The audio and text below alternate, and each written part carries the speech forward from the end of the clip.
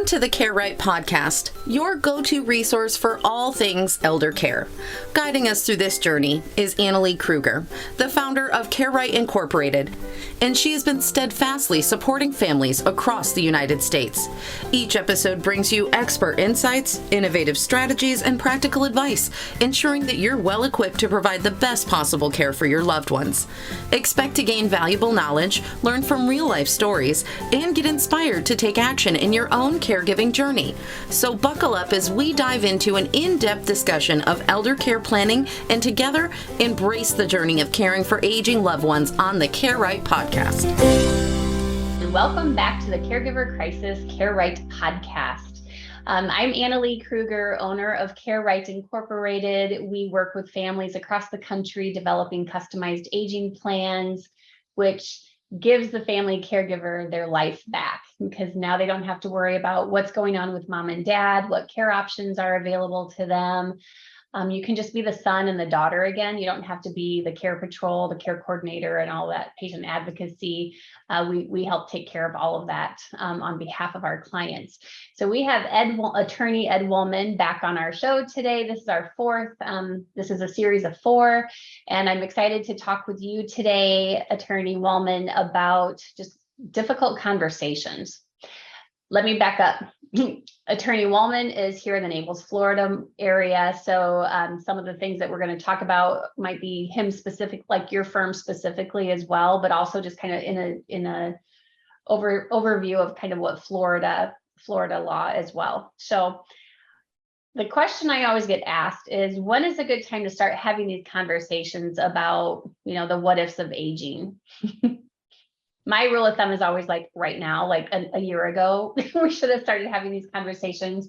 What about from your perspective? When is it time, and how do we have these conversations with our decision makers that we've named in our estate documents? How do we pull all of this stuff together? Great. Thanks, Annalee. Hi, everyone. So basically, as an estate planning attorney, I get the question all the time: when's the right time to share the estate planning documents? Forget your finances, your long-term care plan, which is what we're here to talk about today, but just when is the right time to share your documents with your family members or your closest people to you that are named in the documents. And we've always taken the position that there's 2 ways to go.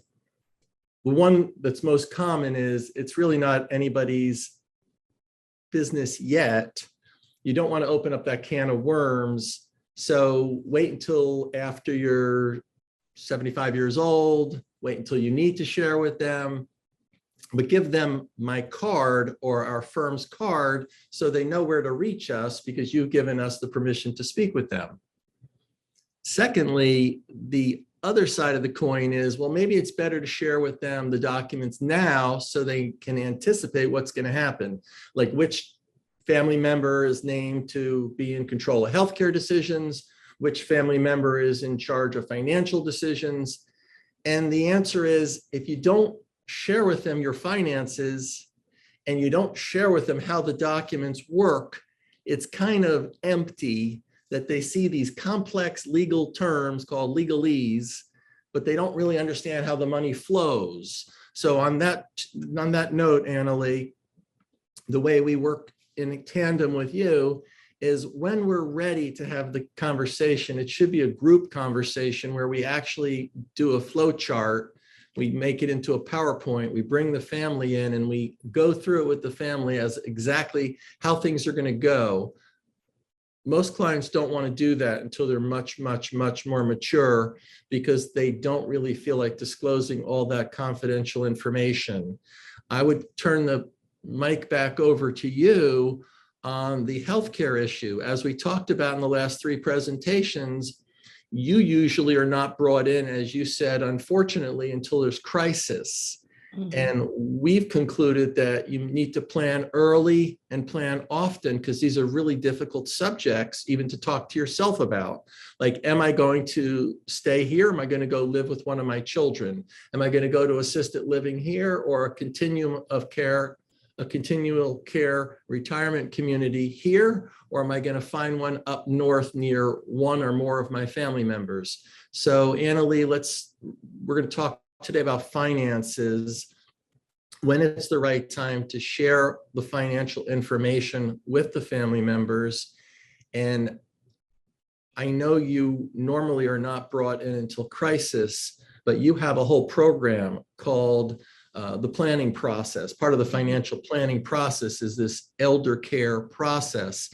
Can you tell us about your kind of copyrighted, patented process that you use? Sure. The aging plan, my rule of thumb is families need to start having these conversations about aging sooner rather than later. So that's number one. Number two is I believe that if you have named your son or your daughter or someone, if you've named someone as a power of attorney, whether healthcare or finances, you need to actually have conversation with them about so for healthcare, what are my wishes as I age, or if I get sick, what specifically are my wishes? If you've named someone your financial power of attorney, they need to know what you have in place, like long-term care insurance and those kind of things. What money you have, who's your financial planner, who's your attorney. Like, we need to start talking about these things sooner rather than later, because when you talk about crises, that's usually when families come to me, although I wish families would be brought to me sooner and families would find me sooner when they are in that sweet spot of planning ahead, because when they come to me, it's in crisis mode and family relationships are strained all across the board. This is often when there's been a hospitalization or a new major diagnosis, like a stroke or dementia or cancer or some rare disease. So now the family is emotionally reeling from this hospitalization or this new diagnosis. And then here I come along, bebopping into their life and going, okay, so who's power of attorney? And they're like, I don't know. Or maybe they just found out that they're the power of attorney, and now they're having to make big decisions. They don't have any tools. They don't have the tools they need to do their job as a power of attorney, right? So how can you expect someone to be your power of attorney if they don't know what accounts you have, what passwords, what bills come out of which account, who the financial planner is? So that's one of the things, one of the aspects of the aging plan is we need to start talking about this stuff sooner rather than later. You don't want to be trying to, as adult kids or whoever the power of attorney is, the worst time to try to figure out what those next steps are is in the stage of a crisis. Mm-hmm. Yeah, even something as simple as planning for a funeral, if you do pre-need and you've paid for it ahead of time and you've written down either revocably or irrevocably with the funeral parlor what you want, it's going to take a lot of stress off, because funerals are extremely expensive and you don't want to be in a sales mode. You don't want to be talking to a salesman when you're in the grief stage. So even pre-need is really important as well to talk about with yourself, your spouse, your children, or your closest relatives. So let's talk about the cost of care. There's a myth that if I go to a facility, it's very expensive. But the reality in my 35 years of experience is that if you stay home, it can be very expensive. Once you need around-the-clock care, that is 3 shifts of 8 hours at around $25 to $30 an hour or more. It comes out to over $20,000 a month in addition to your regular household expenses. If you go to a facility, you have assisted living at 6 or 7 or 8,000, sometimes a lot less. Sometimes it starts at 3,800 to 4,200, and then depending on the care level, and then a nursing home is double that. So, how do you approach that? Am I going to stay at home? Can you afford to stay at home? Conversation.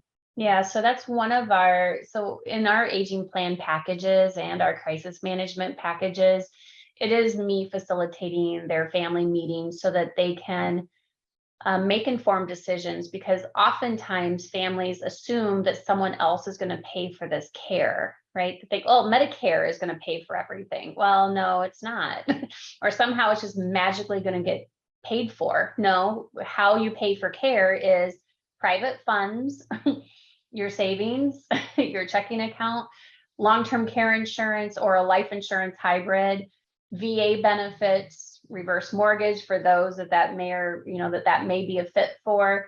But that's how care is paid. So when families come to me, they often don't, they're so misinformed that's why I have to spend so much time educating them so they can make informed decisions. Because if they think, it just makes sense. If you're making decisions off of poor information, you're going to make poor decisions. So if you're going into this aging journey and you're thinking, well, I'm going to age in place at home and Medicare pays for everything. Well, you have a rude awakening. And that's what these families do. They have a rude awakening when they're meeting with me and finding out, well, you could be paying upwards of 18, 20 grand a month. I have clients paying $25,000 a month to stay at home. I think we're giving a lot of really useful information. It's almost like, I wish I could have more information, or how do I get more information? I want to cover two things. One is how to contact you and myself, which will give out that information at the end of this short presentation. But also I want to talk about a trick to the trade. If you have to go to a nursing home, Medicare will pay for part of the first 100 days. And it goes like this. Number one, and this is a layman attorney's understanding, you have to have 3 days admitted in the hospital. What they're going to do to trick the system, which is bad, is on the first day, they're not going to admit you. They're going to keep you there for observation sometimes. If they do, that doesn't count as the 3 days of admission. We talked about this in a prior presentation. So the trick to the trade is you must have 3 days of admission before you can obtain the long-term care piece of the benefit at the nursing home. So what they'll do is they'll send you to a rehabilitative center, which is usually inside of a nursing home, and they do wonderful work, and they're happy to have you because they get paid a lot of money. But they only get paid a lot of money if you're there for rehab. And Medicare will pay 100% of the first 20 days and then 80% of the next 80 days until you plateau. Once you plateau, you get kicked out. You don't get kicked out of the facility, but you got to pay privately. Is that about what your knowledge is? Yeah. So up to 100 days, because a lot of families, when I meet with them, and this has been because I've been in this business for 30 years, families think, oh, Medicare will pay 100 days. No, the only way Medicare pays 100 days is if you still have a qualifying skilled need. So that's like feeding tubes, stage 4 skin ulcers. I mean, like, you have to be a medical wreck for Medicare to continue to pay that full up to 100 days, because every week you have to, the therapist they communicate with Medicare or with your insurance and say, okay, this is the progress that John made this week, and then it's insurance, so they'll decide each week, okay, yep, you still meet criteria.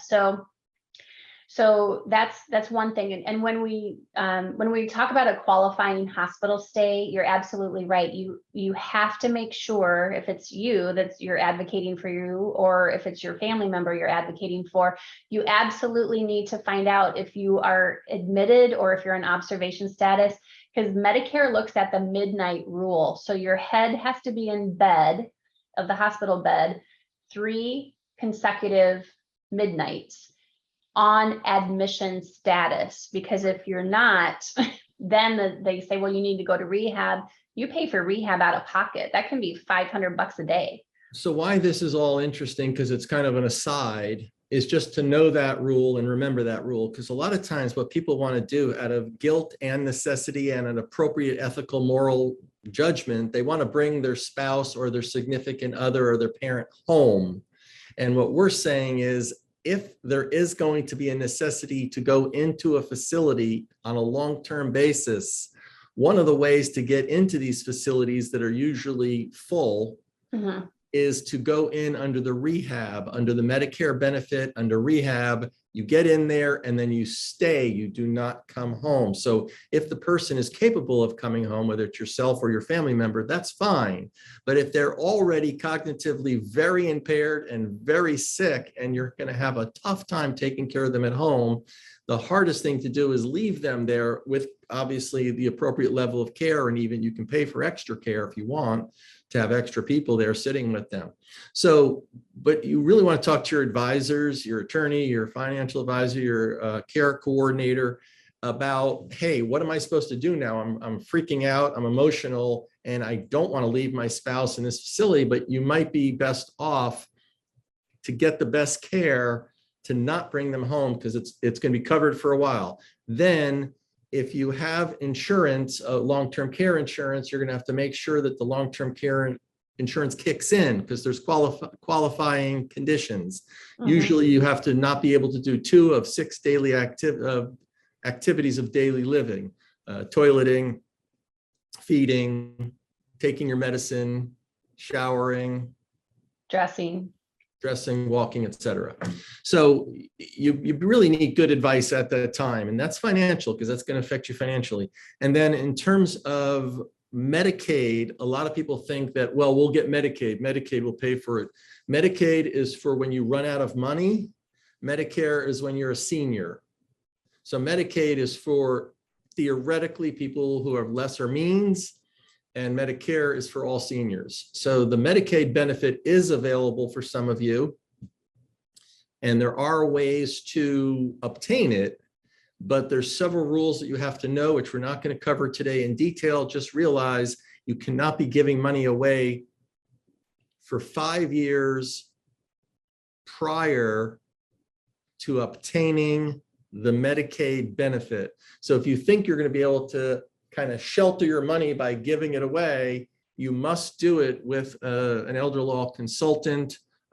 We do give advice in that area, and we can show you how to do that if you're running out of money. Say you're a healthy spouse and your sick patient spouse is going to need a lot of care. You're going to want to work with your financial planner and your attorney and your accountant and figure out, how do we protect these assets so that the healthy spouse is not left in the community not being able to support himself or herself. But that's another story for another day. Most of you will be able to privately pay, and you'll probably choose to stay at home. And that's when we get in that round-the-clock care at $20,000 a month. So we need to make sure you either have insurance or you have enough money to set aside to cover that care. They say the average stay in a facility is 3 years. Bruce Rosenblatt, one of the people in the industry, or I think it might have been another long-term care person in this community, said the average stay is 3 years, but none of my clients are average. Well, I know, and the, when you look at long-term care insurance statistics, they'll say the average stay is 3 years, but I've been in this industry for 30 years. My clients have lived in these facilities way longer than 3 years. So I'm not entirely sure where they get these numbers from, but may I rave about you, Annalee? So on the sure. cases that my law firm has brought Annalee Kruger in to do care management, unfortunately it has been in crisis, but the people do live longer, because once they get good care, yes, they snap back, and they're at their optimal benefit. They feel better, and they usually live longer. So you don't want to necessarily, you definitely want that. Well, yeah, because when they have enough supports in place, because a lot of times these seniors are self-neglected, unintentional self-neglect. They're not eating properly. They're not taking their medications. They have dementia. They're too weak. The hygiene issues. So once we actually get the right services in there and the right level of supports and care oversight, they thrive, whether it's at home or if the family and the decision is made to move them into a care community, they generally thrive, because now they actually they're in the right environment with the right supports for them, right? So in a lot of these situations, one second, I want to point out just a couple of the samples I told you in the other presentations. People don't want to give up the car. They don't want to give up their alcohol. They don't want to give up their freedom to come and go as they please. So when you have dementia and you don't realize your dementia is at that level, it's very difficult to make those decisions in crisis. Even if you make those decisions ahead of time with your family, like we're suggesting, it's still very difficult to give up the car, the alcohol, and the freedom to travel without some supervision, but it's a complex conversation. I want to mention one other thing before the time gets away from us, and that's Florida homestead. Many states have homestead. Florida has one of the best homestead laws that protects your house. And that is, don't sell your house to pay for your care before speaking with an attorney, because homestead is protected in the probate process and it could pass to your heirs free of claims from creditors. So I'm not suggesting you shouldn't sell your house, but don't sell your house without getting proper advice before doing so, because there's a wonderful homestead benefit for so many reasons, especially in the Medicaid arena. Mm-hmm. And I think that, one takeaway is, I don't know about you, I'm very sure that you're in the same boat, is if we could have talked to these families more in advance versus in crisis mode, they would have much better outcomes. Their family relationships would be much better. They wouldn't be burned out caregivers, and they would have saved them. While it costs money to work with you and to work with me, we save them thousands and thousands and thousands of dollars, because when families don't know what they don't know, they make very expensive mistakes, right? Like if they didn't know about homestead and they sold their house to pay for care, that could have cost that decision, because they were ill-informed or they just didn't know what they didn't know, could have cost them a lot of money. Just like families, when they don't know what they don't know, they make really expensive mistakes, and then they bring me on to undo what they did, provided I am able to do that. And if the damage isn't done already, then I can help them. So I think there's a couple things here that you shared with me and taught me, or at least I gleaned from talking to you and listening to you on these podcasts or presentations. And that is, our clients don't want to burden their family members. Mm-hmm. They don't want to share this financial confidential information. They're not ready to make long-term care decisions, and they feel embarrassed or guilty or upset about the whole process. So they kick the can and just procrastinate. So I know I can't, as a lawyer, move the ball very much, because clients pay lawyers by the hour pretty much, or by the project, and they tend not to call up to discuss psychological issues other than when they're in our office. You, on the other hand, that's basically a big part of your accomplishment, is to help them understand that you need to have these difficult conversations. Mm-hmm. Yeah, and you need help having these conversations. One of the reasons why families don't have these conversations about the what ifs of aging is because it's uncomfortable, it's awkward, there's family dynamics that get into play, but also you're in uncharted territory. So how are you supposed to facilitate your own family meeting when you don't know what you should be talking about? And so unfortunately, by the time families come to me, their relationships are strained. And, any advisor, person, professional, we always want to capture these families sooner rather than later, while they're still in that sweet spot of being a proactive planner. We should never be surprised when the primary caregiver either takes ill, has a stroke, has a heart attack, or dies, because they're simply overwhelmed and they're simply burned out. We could have prevented that if they would have had an aging plan, right? Mm-hmm. And preventing people from having terrible care outcomes because they don't know how to boldly advocate for themselves with these healthcare workers and hospitals and nursing homes and home care workers. So really, the more that we can capture and work with these families proactively, the better outcomes that they will have all across the board. When you come to a professional in crisis, we'll help you with whatever options you have, but they're certainly not going to be the same options as if you would have come proactively. Thank you very much, Annalee. How do people get in touch with you? And we talked at the last presentation about your book and your grab and go binder, which is behind you. Yeah. Anything you want to share with us in terms of your process?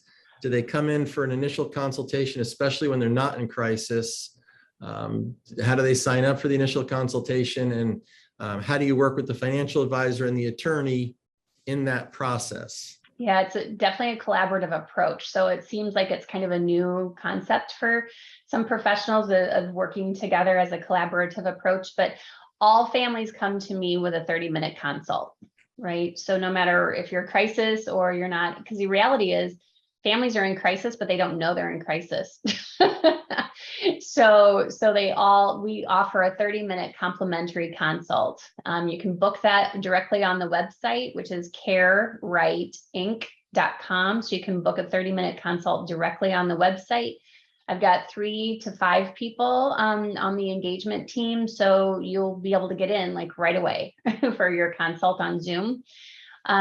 So based on the 30-minute consult, then we talk about which package makes the most sense for you and your family, and then we go ahead and get started once the paperwork gets taken care of, and then we get you onboarded. So that's the process. How about you?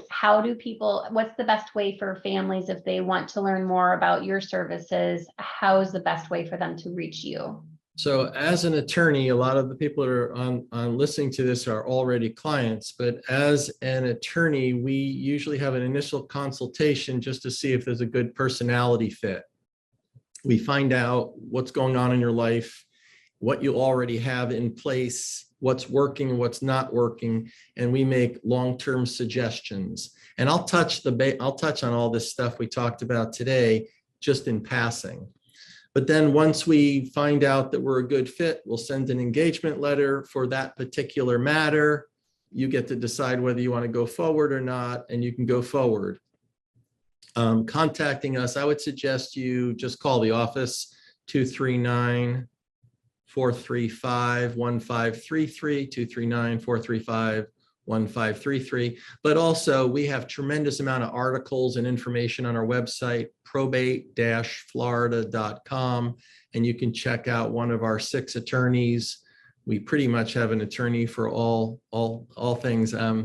I just turned 61 a week ago. I know this is Happy birthday. It might be a year or 2 ago when you finally watch this video. Thank you. But my point of raising that is as follows. I'm going to be doing this for another 14 years till I'm 75. I made that decision when I was 35 because most attorneys just sit here and do it until they're far beyond their age of retirement because it's an enjoyable practice. But it's really important. I have a staff that are much younger than me, and my partners are much younger than me. The youngest partner is 37, and each one after that's about 5 years older. So out of the 6 of us, 37, 42, 47, early 50s, late 50s, and myself. So we've really worked hard to get there, and we're very happy to help. We love what we do, and it's kind of a fun. It's not work, as they say. It's enjoyable. Well, and your clients are very, very, very happy with the work that you and your team do. So they rave about you because we have mutual clients and so forth, and they rave about the services that your team provides them. And that's why you're in the same situation I am. We don't have to necessarily advertise because we get word of mouth referrals, and that's the best way to grow a business. And one thing I've learned over the years is when we do make a mistake, the first thing you do is, take responsibility and fix it. So, we're not perfect, but we do strive to be excellent. Yep. Thank you very much, Annalee. You have well done. Good day. Yeah, thank you so much. Take care. Bye-bye. You too. Thank you for tuning in to the Care Right podcast. We hope today's discussion has provided you with valuable insights. If so, don't forget to like, subscribe, and share our podcast with others who might find it helpful. Remember, Care Right is more than just a podcast. It's a community dedicated to supporting family caregivers with comprehensive care planning, crisis management, and resources for every stage of aging. Stay connected with us for future episodes as we continue to explore essential topics in aging planning, elder care, and financial planning. Until next time, take care, plan wisely, and remember, you're not alone in your caregiving journey.